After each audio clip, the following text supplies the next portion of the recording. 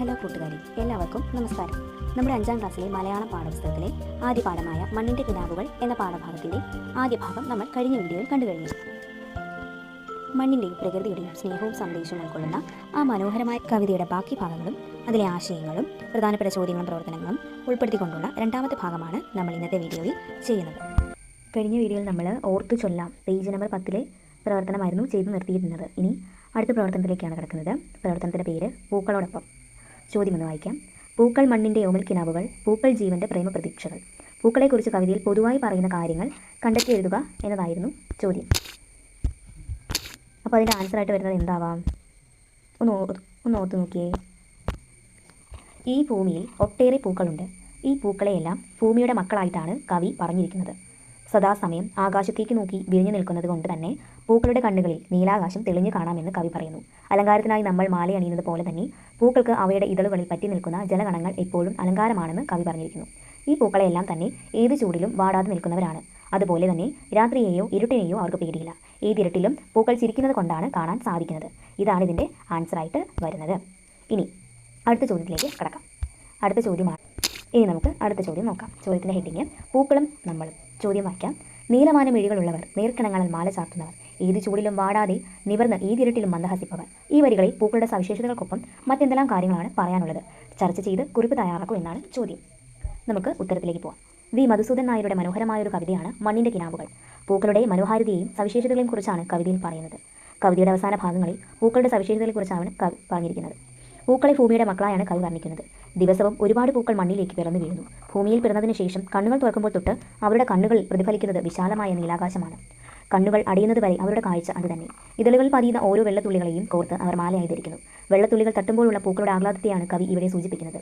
എത്ര വലിയ ചൂടിനെയും അതിജീവിച്ചുകൊണ്ട് ഏതിരട്ടിലും പുഞ്ചിരിച്ചുകൊണ്ട് ജീവിതത്തിൽ പോരാടുന്നവരാണ് ഓരോ പൂക്കളും എന്ന് കവി വ്യക്തമാക്കുന്നു. പൂക്കളെ മണ്ണിൻ്റെ സ്വപ്നങ്ങൾ ആയും സ്നേഹം നിറഞ്ഞ പ്രതീക്ഷകളായുമാണ് കവി കാണുന്നത്. ഈ ചോദ്യത്തിൻ്റെ ആൻസർ ഇതാണ്. ചോദ്യം എങ്ങനെയാണ്? മണ്ണിൻ്റെ കിനാവുകൾ എന്ന കവിത ഇഷ്ടമായല്ലോ. നിങ്ങൾ മനസ്സിലാക്കിയ കാര്യങ്ങൾ ഉൾപ്പെടുത്തി താഴെ കൊടുത്ത പടം പൂർത്തിയാക്കൂ എന്നാണ് ചോദ്യം. അപ്പോൾ ഒരു ഫ്ലോ ചാർട്ട് പോലെ കൊടുത്തിട്ടുണ്ട്. അതിന് നടുക്ക് എഴുതിയിരിക്കുന്നത് കവിതയുടെ പേര്. അപ്പോൾ കവിതയുടെ പേര് നമ്മൾ അവിടെ എഴുതണം.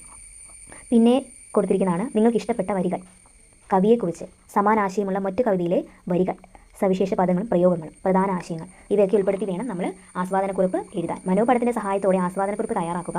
നല്ലൊരു പേര് നൽകുമല്ലോ എന്ന് ആ ചോദ്യത്തിൻ്റെ ബാക്കിയായിട്ട് കൊടുത്തിട്ടുണ്ട്. അപ്പോൾ നമുക്ക് ഉത്തരത്തിലേക്ക് പോകാം. വി മധുസൂദൻ നായർ എഴുതിയ ഭൂമി പാടുന്ന ശീലുകൾ എന്ന പുസ്തകത്തിലെ മനോഹരമായൊരു കവിതാഭാഗമാണ് മണ്ണിൻ്റെ കിനാവുകൾ. മണ്ണിൻ്റെ കിനാവുകൾ എന്ന ഈ കവിത മണ്ണിൻ്റെ സ്വപ്നങ്ങളെക്കുറിച്ചും പ്രതീക്ഷകളെക്കുറിച്ചുമാണ് കവി പറയുന്നത്. കവിതയുടെ ആദ്യ ഭാഗങ്ങൾ പലതരത്തിലുള്ള പൂക്കളുടെ പ്രത്യേകതകളെക്കുറിച്ച് കവി പറയുന്നു. മുക്കുറ്റിപ്പൂവിനെ വർണ്ണിച്ചുകൊണ്ടാണ് കവിത ആരംഭിക്കുന്നത്. സ്വർണ്ണ നിറമുള്ള വെയിലിൽ നിന്നും ജനിച്ചവരാണ് മുക്കുറ്റിപ്പൂക്കൾ എന്ന് കവി പറയുന്നു. ഇതിലൂടെ മുക്കുറ്റിപ്പൂവിൻ്റെ ഭംഗിയെയാണ് സൂചിപ്പിക്കുന്നത്. വെയിലിൻ്റെ നിറവും മുക്കുറ്റിയുടെ നിറവും ഒരുപോലെയാണെന്ന് കവി ഈ വരികളിലൂടെ അർത്ഥമാക്കുന്നു. തുമ്പപ്പൂക്കളെ നിലാവുമായാണ് കവി താരതമ്യം ചെയ്യുന്നത്. തുമ്പപ്പൂക്കൾ നിലാവ് പോലെ വെണ്മയുള്ളതാണെന്ന് ഇവിടെ പറയുന്നു. സന്ധ്യാനേരത്ത് ആകാശത്ത് വിടരുന്ന നിറവുമായാണ് ജമന്തിപ്പൂക്കളെ കവി കൂട്ടിച്ചേർക്കുന്നത്. സന്ധ്യ എന്നതുകൊണ്ട് സമയത്തെയാണ് വ്യക്തമാക്കുന്നത്. സന്ധ്യ നെഞ്ചോടെടുത്ത് ഓമനിച്ചുകൊണ്ടാണ് ജമന്തിപ്പൂക്കൾക്ക് ആ നിറം ലഭിച്ചത് എന്ന് കവിതയിലൂടെ പറയുന്നു. കുരുക്കുത്തി മുല്ലകൾ വിടരുന്നത് രാത്രിയിലാണ്. അതിനാലാണ് രാത്രിയിൽ ജനിക്കുന്നവരാണ് കുരുക്കുത്തി മുല്ലകൾ എന്ന് കവി പറയുന്നത്. കവിതയുടെ തുടർന്നുള്ള ഭാഗങ്ങൾ വായിക്കുമ്പോൾ കൃഷ്ണകിരീടം പൂക്കളെക്കുറിച്ചും വാടാമല്ലി പൂക്കളെക്കുറിച്ചും മനസ്സിലാക്കാം. രാജമുദ്ര അണിഞ്ഞവരാണ് ചുവന്ന പൂക്കൾ എന്ന് കവിതയിൽ പറയുന്നു. രാജമുദ്ര അണിഞ്ഞ ചുവന്ന പൂക്കൾ എന്നതുകൊണ്ട് കവി വർണ്ണിക്കുന്നത് കൃഷ്ണകിരീടം പൂക്കളെയാണ്. ഈ പൂക്കളെ കാണാൻ കിരീടമാകൃതിയിലാണ് ഉണ്ടാവുക. ഭൂമിയിൽ അണിഞ്ഞ കുങ്കുമപ്പൊട്ട് പോലെ ഭംഗിയുള്ളവരാണ് വാടാമല്ലി പൂക്കൾ എന്ന് കവിതയിൽ പറയുന്നു. കവിതയുടെ അവസാന ഭാഗങ്ങളിൽ പൂക്കളുടെ സവിശേഷതകളെക്കുറിച്ചാണ് പറയുന്നത്. പൂക്കളെ ഭൂമിയുടെ മക്കളായാണ് കവി കാണുന്നത്. ദിവസവും ഒരുപാട് പൂക്കൾ മണ്ണിലേക്ക് പിറന്നു വീഴുന്നു. ഭൂമിയിൽ പിറന്നതിനു ശേഷം കണ്ണു തുറക്കുമ്പോൾ തൊട്ട് അവരുടെ കണ്ണുകൾ പ്രതിഫലിക്കുന്നത് വിശാലമായ നീലാകാശമാണ്. കണ്ണുകൾ അടയുന്നത് വരെ അവരുടെ കാഴ്ച അത് തന്നെയാണ്. ഇതളുകൾ പതിക്കുന്ന ഓരോ വെള്ളത്തുള്ളികളെയും കോർത്ത് അവർ മാലയായി ധരിക്കുന്നു. വെള്ളത്തുള്ളികൾ തട്ടുമ്പോഴുള്ള പൂക്കളുടെ ആഹ്ലാദത്തെയാണ് കവി ഇവിടെ സൂചിപ്പിക്കുന്നത്. എത്ര വലിയ ചൂടിനെയും അതിജീവിച്ചുകൊണ്ട് ഏതിരട്ടിലും പുഞ്ചിരിച്ചുകൊണ്ട് ജീവിതത്തിൽ പോരാടുന്നവരാണ് ഓരോ പൂക്കളും എന്ന് കവി വ്യക്തമാക്കുന്നു. പൂക്കളെ സ്വപ്നങ്ങളായും സ്നേഹം നിറഞ്ഞ പ്രതീക്ഷകളായും കവി കാണുന്നു.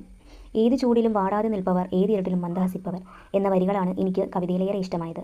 ഈ വരികളിൽ പൂക്കളുടെ ഏത് പ്രശ്നത്തെയും തരണം ചെയ്യാനുള്ള കഴിവിനെയും മനോധൈര്യത്തെയും കവി സൂചിപ്പിച്ച് കാണിക്കുന്നുണ്ട്. അതുകൊണ്ടാണ് എനിക്ക് ഈ വരികൾ ഏറെ ഇഷ്ടമായത്. മനോഹരമായ ഈണത്തിലും താളത്തിലും ചൊല്ലാവുന്ന അർത്ഥവത്തായ നല്ലൊരു കവിതയാണ് മണ്ണിൻ്റെ കിനാവുകൾ. ഇതാണ് ഈ ഒരു ചോദ്യത്തിൻ്റെ ആൻസറായിട്ട് വരുന്നത്. അടുത്ത ചോദ്യം നോക്കാം. ചുമർ പത്രിക തയ്യാറാക്കാം. കവി പറഞ്ഞ കാര്യങ്ങളും നിങ്ങൾക്കറിയാവുന്ന മറ്റു വിവരങ്ങളും കൂട്ടുകാർ വരച്ച ചിത്രങ്ങളും എല്ലാം ചേർത്ത് ഞങ്ങളുടെ മുക്കുറ്റി, ഞങ്ങളുടെ ജമന്തി തുടങ്ങിയ പേരുകളിൽ ഓരോ ഗ്രൂപ്പിനും ഓരോ ചുമർ പത്രിക തയ്യാറാക്കാം. ക്ലാസ്സിൽ പ്രദർശിപ്പിക്കാം.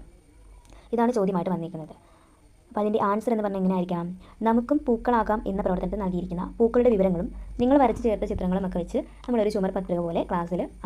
ഇനി അടുത്ത ചോദ്യം എന്നത് മാല കോർക്കാം, മലർമാല കോർക്കാം എന്നതാണ് അടുത്ത ചോദ്യത്തിൻ്റെ ഹെഡിങ് ആയിട്ട് വരുന്നത്. പൂക്കളെക്കുറിച്ചുള്ള കവിതകൾ ക്ലാസ് ലൈബ്രറിയിൽ നിന്നും അടുത്തുള്ള വായനാശാലയിൽ നിന്നും കണ്ടെത്തി നോട്ട് പുസ്തകത്തിൽ പകർത്തു. ക്ലാസ്സിൽ ആ കവിതകൾ സംഘമായി ചൊല്ലണം. വായനാ വാരവുമായി ബന്ധപ്പെട്ട പരിപാടികളിൽ ഈ കവിതകൾ അവതരിപ്പിക്കുമല്ലോ. അപ്പോൾ ഇവിടെ പറഞ്ഞിരിക്കുന്നത് എന്താണ്? പൂക്കളെക്കുറിച്ചുള്ള കവിതകൾ നിങ്ങൾ ശേഖരിക്കണം, അത് പുസ്തകത്തിൽ എഴുതണം, ശേഷം ക്ലാസ്സിൽ അത് കൂട്ടത്തോടെ നിങ്ങൾ അവതരിപ്പിക്കാനായിട്ട് ശ്രദ്ധിക്കണം. അപ്പോൾ കുറച്ച് കവിതകൾ കൊടുത്തിട്ടുണ്ട്. ഇപ്പോൾ കുറച്ച് കവിതകൾ ഞാൻ ഉൾപ്പെടുത്തിയിട്ടുണ്ട്. നിങ്ങൾക്കിത് കൂടാതെ മറ്റ് കവിതകളും ഉൾപ്പെടുത്താവുന്നതാണ്. ആദ്യം മുല്ലയെക്കുറിച്ചുള്ളൊരു കവിതയാണ് ഇതിൽ ഉൾപ്പെടുത്തിയിട്ടുള്ളത്. മുറ്റത്ത് ഞാനൊരു മുല്ല നട്ടു, മുല്ലയ്ക്ക് ഞാനൊരു പന്തലിട്ടു, മുല്ലച്ചെടിക്ക് വളങ്ങൾ വെച്ചു, വെള്ളമൊരു കുടം ഞാനൊഴിച്ചു, മുല്ല വളർന്നു പടന്നു കയറി, മുല്ലപ്പൂ മുട്ടുകൾ കാറ്റിലാടി. ഇനി മുക്കുറ്റിയെക്കുറിച്ചൊരു പാട്ടും കൂടെയുണ്ട്. പച്ച വിരിച്ചൊരു പുൽമേട്ടിനടിയിലെ കനകാഭംഗിയവൾ നിൽപ്പതെന്തേ, കാണുന്ന മാത്രയിൽ നോട്ടം പതിച്ചിടാനും അണിഞ്ഞൊരുങ്ങുന്നവൾ നിൽപ്പതെന്തേ, ആരും മയങ്ങിടും ആ വർണ്ണചാരുവിൽ മനം കവർന്നിടുമെൻ തോഴി. കൂടാതെ പനിനീർപ്പൂവിൻ്റെയും പൂങ്ങിണിപ്പൂവിൻ്റെയും 2 പാട്ടുകളും കൂടി ഇതിൽ ഉൾപ്പെടുത്തിയിട്ടുണ്ട്. ഈ പുസ്തകത്തിൽ ഒരു കവിത കൊടുത്തിട്ടുണ്ട്, ഒരു തൈ നടാം. നമുക്ക് എല്ലാവർക്കും അറിയാവുന്ന ഒരു കവിതാഭാഗമാണ്. അതിന് അവസാനം വേറൊരു ചോദ്യം കൊടുത്തിട്ടുണ്ട്, ഒരു തൈ നടാം. ഈ കവിതാഭാഗം വായിക്കൂ. വായിച്ചതിന് ശേഷം കവിതയിൽ എന്തെല്ലാം കാര്യങ്ങൾ പറയുന്നു എന്ന് എഴുതുവാനായിട്ട് ഒരു ചോദ്യം കൊടുത്തിട്ടുണ്ട്. അപ്പോൾ കവിതാഭാഗം ഇതാണ്. ഒരു തൈ നടാം നമുക്കമ്മയ്ക്ക് വേണ്ടി, ഒരു തൈ നടാം കൊച്ചുമക്കൾക്ക് വേണ്ടി, ഒരു തൈ നടാം 100 കിളികൾക്ക് വേണ്ടി, ഒരു തൈ നടാം നല്ല നാളേക്ക് വേണ്ടി. ഇത് പ്രാണവായുവിനായി നടന്നു, ഇത് മഴയ്ക്കായി തൊഴുതു നടന്നു, അഴകിനായി തണലിനായി തേൻ പഴങ്ങൾക്കൊരു 100 തൈകൾ നിരന്നു നടന്നു. സുഗതകുമാരി എഴുതിയ ഒരു കവിതയാണ് ഇത്. നിങ്ങൾക്ക് എല്ലാവർക്കും അറിയാവുന്ന ഒരു കവിത കൂടിയാണ് ഇത്. അപ്പോൾ ഈ കവിതയിൽ എന്തൊക്കെ പറയുന്നു എന്നതാണ് നമ്മൾ ഉത്തരമായിട്ട് എഴുതേണ്ടത്. നമുക്ക് ഉത്തരത്തിലേക്ക് പോകാം. സുഗതകുമാരി എഴുതിയ മനോഹരമായ കവിതയാണ് ഒരു തൈ നടാം. തൈ നടുന്നതിൻ്റെ പ്രാധാന്യത്തെക്കുറിച്ചാണ് ഇതിൽ പറയുന്നത്. അമ്മയ്ക്ക് വേണ്ടി നമുക്ക് ഒരു തൈ നടാം, കൊച്ചുമക്കൾക്ക് വേണ്ടി തൈ നടാം, 100 കിളികൾക്ക് വേണ്ടി തൈ നടാം, നല്ല നാളേക്ക് വേണ്ടി ഒരു തൈ നടാം. അമ്മയ്ക്ക് വേണ്ടി എന്ന് പറയുമ്പോൾ അമ്മയും ഭൂമിയും കടന്നു വരുന്നു. വരാൻ പോകും തലമുറകൾക്കായി ഇന്ന് നാം തൈകൾ നടണം. മനുഷ്യർക്ക് വേണ്ടി മാത്രമല്ല, കിളികൾക്ക് വേണ്ടി കൂടിയാണ് തൈകൾ നടുന്നത്. ഫലങ്ങളും തണലും തണുപ്പും ശുദ്ധവായുവും മഴയും എല്ലാം നൽകുന്ന മരങ്ങൾ നല്ല ഭാവിക്ക് വേണ്ടി നാം നട്ടുവളർത്തണമെന്ന ആശയമാണ് കവയിത്രി പങ്കുവയ്ക്കുന്നത്. ആഗോളതാപനത്തിന് ഉത്തരം മരങ്ങൾ എന്ന മുദ്രാവാക്യം ഇവിടെ ഓർക്കണം. ഇതാണ് ഈ ഒരു ചോദ്യത്തിൻ്റെ ആൻസറായിട്ട് നമുക്ക് എഴുതാവുന്നത്. നിങ്ങൾക്ക് അറിയാവുന്ന ആശയങ്ങൾ കൂടി ഉൾപ്പെടുത്തി ഇത് വിപുലീകരിച്ച് എഴുതാൻ സാധിക്കുന്നതാണ്. നമുക്ക് കൂടുതലായി അധിക പ്രവർത്തനങ്ങളായിട്ട് നമുക്ക് 2-3 ചോദ്യം നോക്കാം. ഒന്നാമത്തെ ചോദ്യമാണ്, നിങ്ങൾ നട്ടു വളർത്തിയ ചെടികളിലും ഇതുപോലെ പൂക്കളും കായ്കളും വിരിഞ്ഞിട്ടുണ്ടാകുമല്ലോ, നിങ്ങളുടെ അനുഭവം എഴുതും. ഇതൊരു ചോദ്യമാണ്. ഇതിൻ്റെ ആൻസറായിട്ട് വരുന്ന എന്താണ് നമുക്ക് നോക്കാം. വീട്ടിൽ പച്ചക്കറി തോട്ടം ഉണ്ടാക്കാൻ അമ്മയ്ക്ക് കൂട്ടായി ഞാനും ഉണ്ടാവാറുണ്ട്. ഞാൻ നട്ട ചെടികളിൽ പുതിയതായി ഓരോ ഇല വരുമ്പോഴും ഞാൻ സന്തോഷിച്ചിരുന്നു. ചെടിക്ക് ചെറിയ തളർച്ച ഉണ്ടായാൽ എൻ്റെ മനസ്സ് വേദനിക്കും. ഞാൻ നട്ട പയറിൽ ആദ്യമായി ഒരു പൂ വിരിഞ്ഞപ്പോൾ ഉണ്ടായ സന്തോഷം പറഞ്ഞറിയിക്കാനാവില്ല. ഞാൻ വളർത്തിയ പയറിലും തക്കാളിയിലും ഉണ്ടായ കായ്കൾ കൊണ്ടുണ്ടാക്കിയ കറികൾ കൂട്ടുമ്പോഴും എനിക്കുണ്ടായ സന്തോഷത്തിന് അതിരുകൾ ഉണ്ടായിരുന്നില്ല. ഈ ഒരു ചോദ്യത്തിന് ആൻസറായിട്ട് വരുന്നത് ഇതാണ്. നിങ്ങൾക്ക് നിങ്ങളുടെ അനുഭവം എഴുതാവുന്നതാണ്. അടുത്തൊരു ചോദ്യമാണ്, ഭൂമി ചാർത്തിയ കുങ്കുമ പൊട്ടുപോലെ തൂമമേറിയതും വാടാമലരുകൾ ഇതുപോലെ നിങ്ങളെ ആകർഷിച്ച ഏതെങ്കിലും ഒരു പൂവിനെ കുറിച്ച് എഴുതും. ഇതാണ് ചോദ്യം കൊടുത്തിട്ടുള്ളത്. കവിതയെ ബന്ധപ്പെടുത്തിയുള്ളൊരു ചോദ്യമാണിത്. ഉത്തരം നോക്കാം. സ്കൂൾ വിട്ടു വരുമ്പോൾ എന്നെ എതിരേൽക്കാൻ എന്ന പോലെ നിറയെ പൂക്കളമായി ചിരിച്ചു നിൽക്കുന്ന കൂട്ടുകാരുമുണ്ട്. 4 മണിപ്പൂക്കൾ മഞ്ഞയും ചുവപ്പും റോസും വെള്ളയും നിറങ്ങളിൽ മുറ്റത്തിൻ്റെ പലയിടങ്ങളിലായി ചിരി തൂകി നിൽപ്പുണ്ടാവും അവർ.